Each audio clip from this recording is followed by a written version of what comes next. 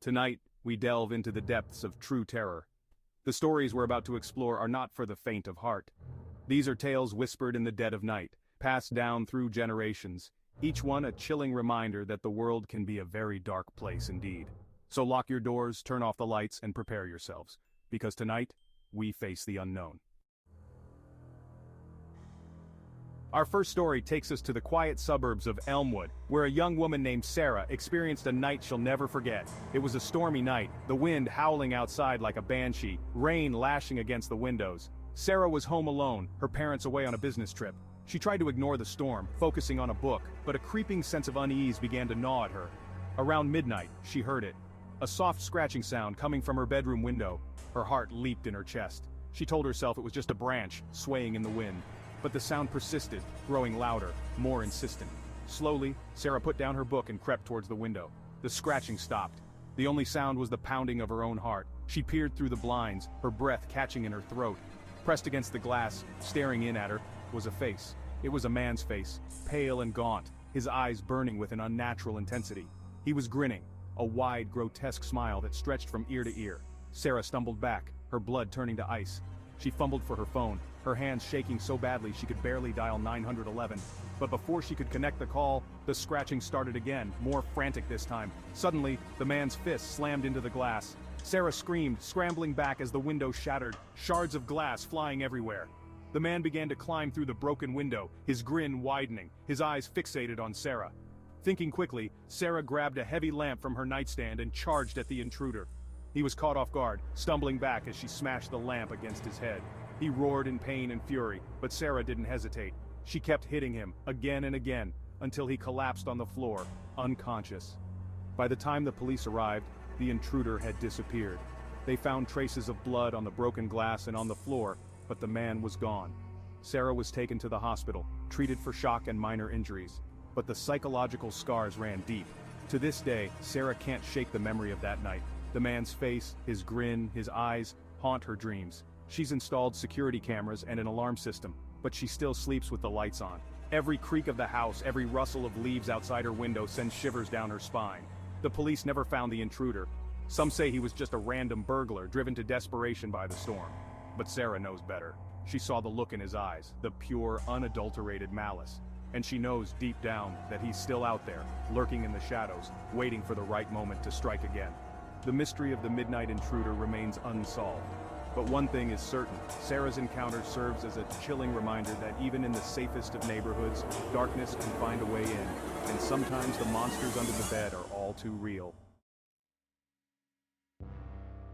Our next tale takes us to the dense, shadowy heart of Blackwood Forest. Locals have always whispered about strange occurrences within its depths, tales of missing hikers, unexplained lights, and eerie sounds that seem to emanate from the trees themselves. But few stories are as unsettling as that of the Campbell family camping trip. John Campbell, his wife Mary, and their two young children Emily and Ethan decided to spend a weekend camping in Blackwood Forest, hoping for a peaceful retreat amidst nature. They set up their tent near a secluded clearing, the towering trees casting long, ominous shadows as the sun began to set. As darkness descended, John built a campfire, the crackling flames providing a meager sense of warmth against the encroaching chill. They roasted marshmallows, told stories, and tried to ignore the unsettling feeling that they were being watched.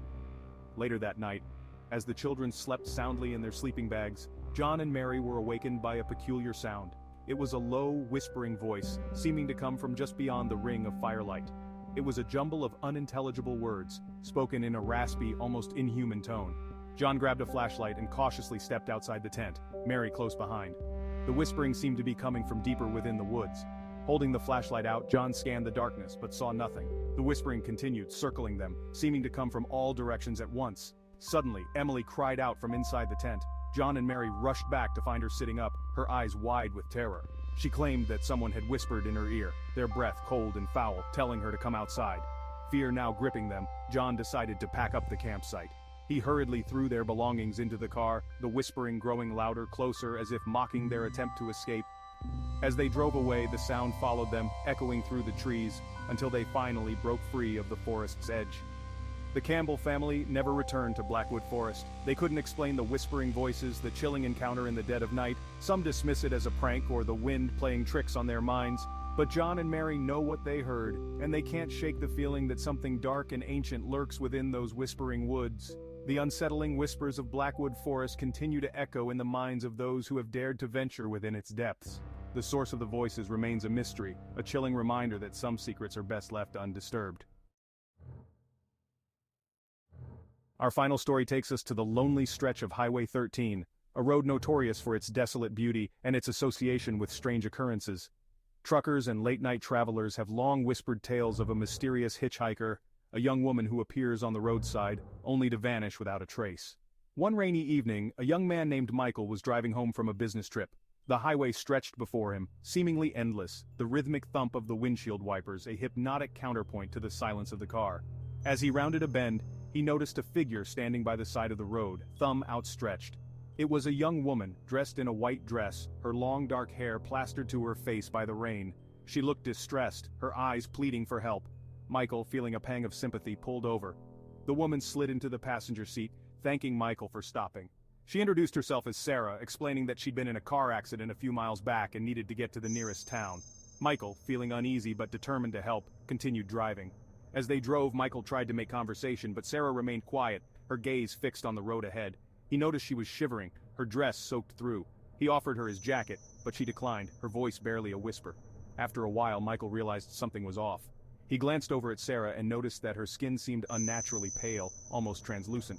Her eyes, once filled with desperation, now seemed vacant, staring right through him. Suddenly, Sarah turned to Michael, a strange smile spreading across her face.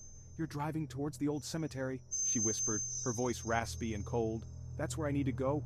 Michael, now truly frightened, slammed on the brakes. He turned to confront Sarah, but she was gone. The passenger seat was empty, his jacket still folded on the seat beside him.